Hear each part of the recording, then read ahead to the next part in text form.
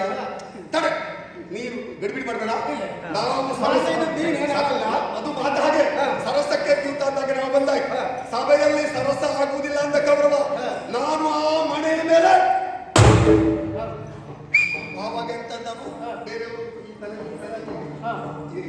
ಇಬ್ಬರು ಜೂಜಾಡುವಾಗ ಮೂರನೇವರು ಹಸ್ತಕ್ಷೇಪ ಮಾಡಬಾರದು, ನಿರ್ಬಂಧವೇ ಹಾಗೆ. ನೀ ನನ್ನ ತಮ್ಮಂದು ಹೇಳಿದ್ರೆ ನಾನು ಕೇಳ್ತೇನೆ ಅಂತ ಹೇಳಿದ್ಯಾ? ಹೇಳಿದ್ಯಾ? ಇಲ್ಲ. ಯಾಕೆ ಹೇಳಿಲ್ಲ? ಈಗ ಯಾಕೆ ಕೇಳಿಲ್ಲ? ಕೇಳುವಂತ ಸಂದರ್ಭದಲ್ಲ, ನಿನ್ನ ಸಂದರ್ಭ ಹುಡುಕುದಿಲ್ಲ. ಆಟಕ್ಕೆ ಕೂತ್ಕೊಂಡ ಮೇಲೆ ಕಿಸಿಗೆ ಕೈ ಹಾಕೋದಲ್ಲ, ಹೋಗೋಪುರದಲ್ಲಿ ಆಲೋಚನೆ ಮಾಡ್ತಾರೆ. ಆಟದ ನಿರ್ಬಂಧವೇ ಹಾಗೆ. ಆಟಕ್ಕೆ ಹೋದ ಮೇಲೆ ಕಿಸಿ ಕೈ ಹಾಕುದಲ್ಲ, ಆಟಕ್ಕೆ ಹೋದ ಮೇಲೆ ಹೋಲ್ಕೊತ್ತೆ ಯಾರ್ಯಾರ್ದೋ ಕಿಸಿ ಕೈ ಹಾಕುದಲ್ಲ. ಇವರು ಕಿಸಿಯಲ್ಲಿ ಅರ್ಥವಿಲ್ಲ. ಅರಸುಗಳಾದವರು ಮಾಡಬಾರದ ಅಕ್ಷಮ್ಯ ಅಪರಾಧ ನಾನೇನು ಮಾಡಿ ನೀನು ಮಾಡಿದ್ದಾರೆ ಕೇಳು. ಕೂತೆ ವಿರಾಟದಲ್ಲಿ ಕೂತೆ ದ್ರೌಪದಿಯ ಅಪಮಾನಕ್ಕೆ ಕಾರಣರಾದ ಕೀಚಕ ನೀನೇನಾದ್ರೂ ಮಾತಾಡಿದೀಯಾ? ನಾನು ದ್ರೌಪದಿಯ ಟಂಕಪ ಸನ್ಯಾಸಿ ಉಪದ್ರ ಕೊಡುವಾಗ ಏನಾದ್ರೂ ಮಾತಾಡಿ. ಅಲ್ಲ, ನೀನೇನು ಸಾಧನೆ ಮಾಡಿದಾಗಾಯ್ತು ಈಗ? ಅಲ್ಲ, ನೀನು ಈಗ ಗಂಡನಾದ ಭಾರ್ಯ ಸಂರಕ್ಷಣೆ ಕ್ಷತ್ರಿಯನಾದವನಿಗೆ ಆಕೆ ಕರ್ತವ್ಯ. ನೀ ಗಂಡನಲ್ವಾ? ಆ ವರ್ಷ ನಿನ್ನ ಯಜಮಾನಿಕೆಯಲ್ಲಿ ಮಾಡ್ಬೇಕಂತ ಕರ್ತವ್ಯ ಅದು.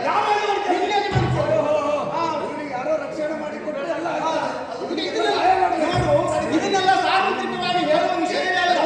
ಹೆಂಡತಿಯ ಮಾನಸ ಮಕ್ಕಳ ಪ್ರಾಣ ಉಳಿಸುತ್ತಿ, ಇದೆಲ್ಲ ವಿಷಯವೇ ಅಲ್ಲ. ಅಜ್ಞಾತವಾಸದಲ್ಲಿ ನನ್ನ ಯಜಮಾನಿಕೆಯಲ್ಲಿ ಆಗಿರ್ತಾಳೆ. ಏನಾಯ್ತು? ನಾನೇ ಬರಬೇಡ ಇಲ್ಲಿ, ಜನರು ಕಾಣ್ತಾರೆ. ಗೋಡೆಗೆಲ್ಲ ಕಿವಿ ಕಣ್ಣುಂಟು. ಎಲ್ಲಿಯಾದ್ರೂ ನಾನು ಭೀಮ ನೀನು ದ್ರೌಪದಿ ಅಂತ ಗೊತ್ತಾದ್ರೆ ಎಲ್ಲ ಪ್ರಕರಣ. ನೀನಾ ದಿವಸ ಬನ್ನಿ ಮರಕ್ಕೆ ಶಾಲೆ ಇಡುವಾಗ ನಾನು ಮೂರ್ಖ ಅಂದೆ.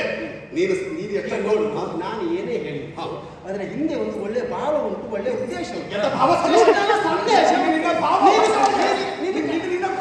ಶೀಘ್ರ ಕೋಪಿ. ಆದ್ದರಿಂದ ಅರ್ಜುನನ ಒಬ್ಬನನ್ನು ಇದು ಬೇರೆ ಯಾರೇ ಬಂದ್ರು ಆಗ್ಲಿಕ್ಕಿಲ್ಲ ಅಂತ ಹೇಳಿ ನಿರ್ಬಂಧ ಮಾಡಿ ಕಟ್ಟಿದ್ದ. ಯಾಕಂತೆ ಸಾಧನೆ ಮಾಡ್ಲಿಕ್ಕಾಗುದಿಲ್ಲ. ನೀನು ಸಾಧಕ ಅಲ್ಲ ಅಂತ ಹೇಳಿದೆ. ಸಂದರ್ಭಕ್ಕೆ ಬೇಕಾಗ್ತದೆ. ಸೋದರರೊಳಗೆ ನಾನೆಲ್ಲ ಹೋಗ್ತೇನೆ ಅಂದಾಗ ನಮ್ಮ ಬೆಣ್ಣೆ ಹಚ್ಚಿದ್ದೇನೆ. ನೀನು ಬೆಣ್ಣೆ ಹಚ್ಚಲಿಕ್ಕೆ ಇರು ಜನ. ನೋಡು, 5 ಬೇಡಲ್ಲಿ ಒಂದು ಸಣ್ಣದಿರ್ತದೆ, ಒಂದು ದಡದಿರ್ತದೆ. ಹಾಗೆ ಬಾಯಿಯ ಪ್ರಪಂಚಕ್ಕೆ ಪಾಂಡವರು 5 ಎಂದು ಲೋಕ ಕಂಡ ಪರಮ ಸತ್ಯ. ಯಾವುದು? ನೀನು ಅನ್ಯತಾಭಿಸಿದ್ರೆ ನಾನು ಹೊಣೆಗಾರ ಅಲ್ಲ. ನಿನ್ನ ಈ ಪಾಮರ್ನ ಸತ್ಯ ನನಗೆ ಬೇಕಾಗಿಲ್ಲ.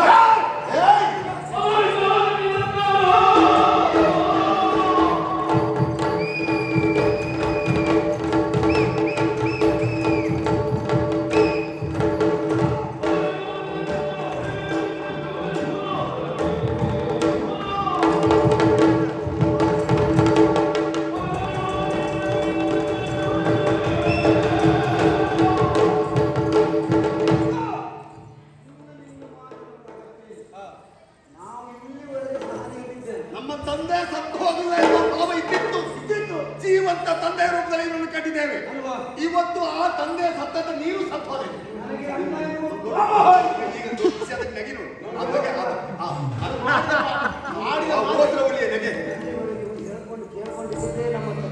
ನಾನು ಹೇಳಿದ್ದು ಕೇಳಿದ್ರಿಂದ ಒಂದು ದಾರಿಯಲ್ಲಿ ಈಗ ನಾವು ಗೋಡೆ, ಈಗ ಗೋಡೆ ನಾವು ಆಗುದಿಲ್ಲ. ಆದ್ರಿಂದ ನಮ್ಮ ಮೈಯಲ್ಲಿ ಗಾಯ ಆಗುವುದಿಲ್ಲ, ಆಗುದಿಲ್ಲ ಅಂತ ಹೇಳಿದ್ರೆ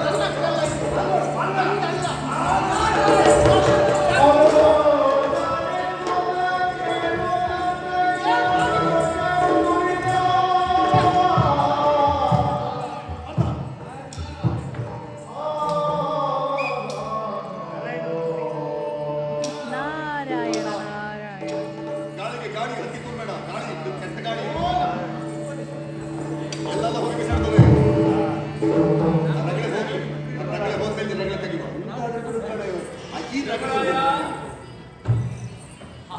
ಸ್ವಾಮಿ, ಏನು ನಮ್ಮ ಮನೆಯೊಂದು ಸಮಸ್ಯೆ.